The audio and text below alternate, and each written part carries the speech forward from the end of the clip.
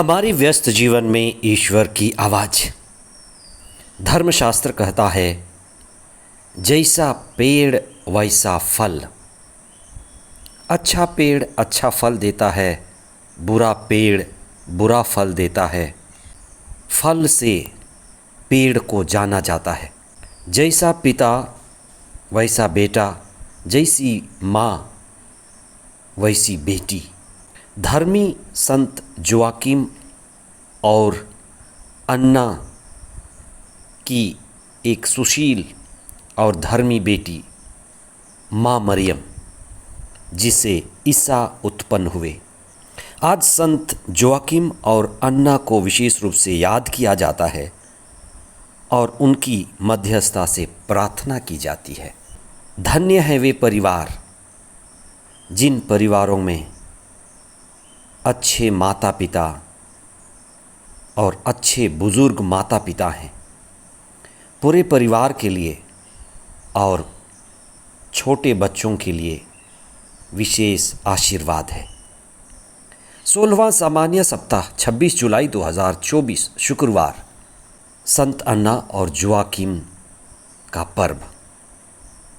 पहला पाठ नबी यिर्मयाह का ग्रंथ अध्याय 3 पद संख्याएं 14 से 17 तक और संत मत्ती का सुसमाचार अध्याय 13 पद संख्याएं 18 से 23 तक। दिव्यता की बातें, आध्यात्मिक और ऊंची चेतना की बातें, आध्यात्मिक खोज और गहरी और मुक्ति की बातें अधिकतर दृष्टांतों में सुनाई जाती हैं। धर्मशास्त्र में हम ये पढ़ते हैं कि ईसा अपनी बातें दृष्टांतों में ही करते थे। ये भी लिखा है कि बिना दृष्टांत के वे बातें नहीं करते थे, क्योंकि दृष्टांत ही आध्यात्मिक बातों को सिखाने का, सत्य को दूसरों के पास रखने का सर्वोत्तम, श्रेष्ठ और बेहतर माध्यम है। इसीलिए ईसा सर्वोत्तम गुरु थे, जो दृष्टांतों के द्वारा ईश्वर के राज्य की बातें, आध्यात्मिक रहस्य की बातें, गहरी बातें बड़े ही आसानी ढंग से दृष्टांतों में सफलतापूर्वक बता देते थे। आज के सुसमाचार में बीज और बोए गए बीज के विभिन्न रूपों में प्रकटीकरण को दर्शाया गया है। बीज हमारी मुक्ति और आज़ादी का बीज है। कुछ लोगों की मानसिकता रास्ते की तरह है।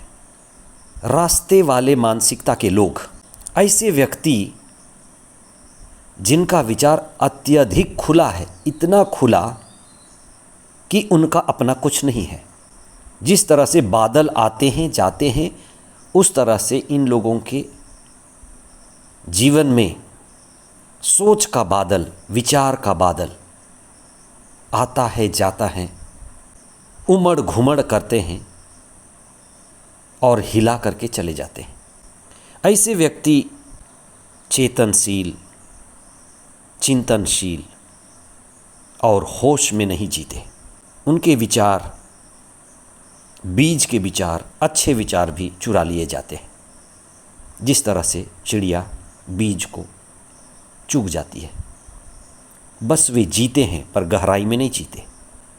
दूसरे तरह की मानसिकता है कठोर हृदय वाला मानसिकता, असंवेदनशील व्यक्तित्व, जैसे पथरीली जमीन। ये जमीन बड़े उत्साह से बीज ग्रहण करते, वहाँ बीज अंकुरित भी हो जाते, पर उनकी जड़ें नहीं जाती। ऐसे व्यक्तित्व में गहराई नहीं है। उत्साह बड़ा है, पर वे लंबे समय तक उस उत्साह को बनाए नहीं रख सकते। जैसे कई लोग विचार करते हैं, योजना बनाते हैं, प्रण करते हैं कि मैं रोज़ जल्दी उठूँगा, पार्क जाऊँगा, घूमूँगा, योगा करूँगा, जिम जाऊँगा। शुरू तो करते हैं पर जारी नहीं रख पाते।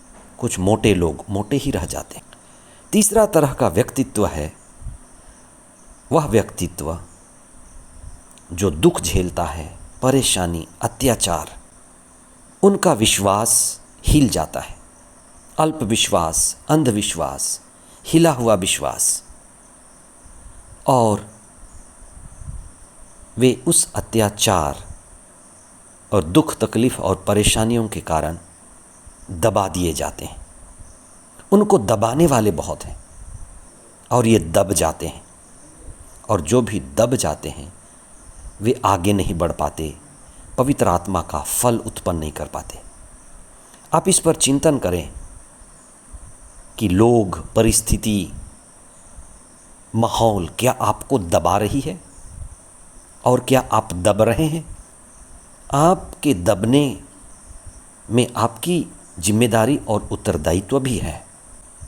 चौथी तरह का व्यक्तित्व है जो सुनते हैं, समझते हैं, चिंतन करते हैं, चेतनशील हैं, होशो हवास में हैं और चिंतन के साथ, चेतना के साथ, पवित्र आत्मा के साथ निर्णय लेते हैं, चुनाव करते हैं। चुनाव करना और निर्णय लेना, होश में रहना,